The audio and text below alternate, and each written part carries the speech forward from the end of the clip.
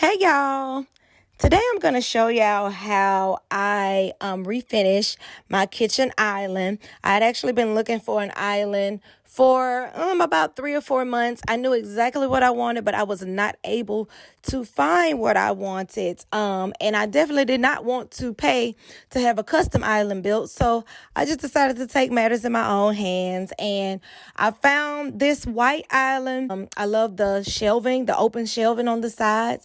However, I was not a fan of the white distressed look and the dark counter and the dark wood because it just didn't fit the design of my kitchen. So I didn't have to do any like sanding or anything like that because the paint that was used on the island was just a flat paint.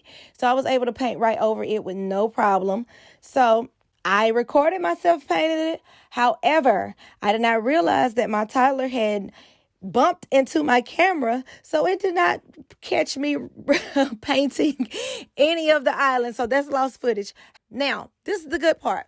The good part is I had to stain the wood because, as you can see, the wood is a dark brown. So I wanted to lighten that up. And the way to do that, I felt the easiest way to do that was with a stain. So I actually went out and I bought some Varathane wood stain. Here is the Varathane wood stain that I bought. I also bought some brushes that were specifically meant for staining. You can also use foam brushes as well for staining. However, I liked the way it was easier for me to use the brush. Also, you're gonna need a scrap piece of cloth. I just used an old rag that I had from way back from my very first apartment.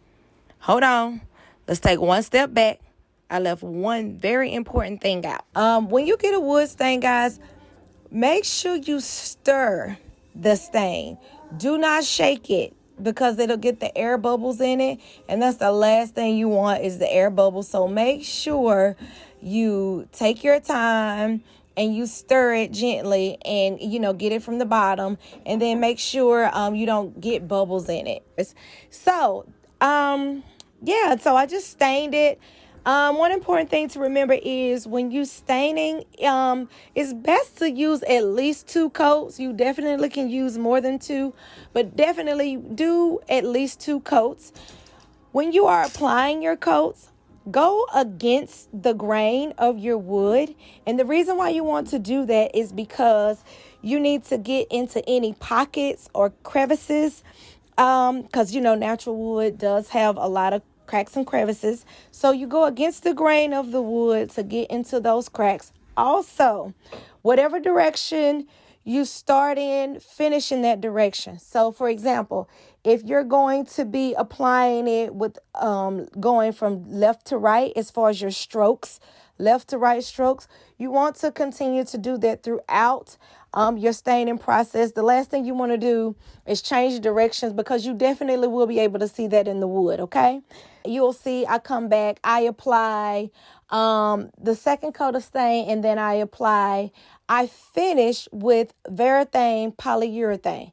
Again, I used a different brush for this, a totally different brush, and I applied 2 coats of polyurethane as well. I went in the same direction again. Oh yeah, I forgot to mention, when you're staining, once I was done with my final layer of staining, I used my old rag and I literally just went around it and I rubbed in the stain just on anything that I may have missed, any spots that I may have missed. The polyurethane gave it the shine that it ended up having at the end. I do apologize for my family popping in and out, guys. They won't let me be great. You know that. You see my toddler. He's all the way over there messing with the windows up and down. That's it, guys. You can do this in one day. I did it in 2 because, again, I had a lot going on. However, it was super easy, and I promise you it was way less than me going out and having someone to custom build me an island. So what do you guys think?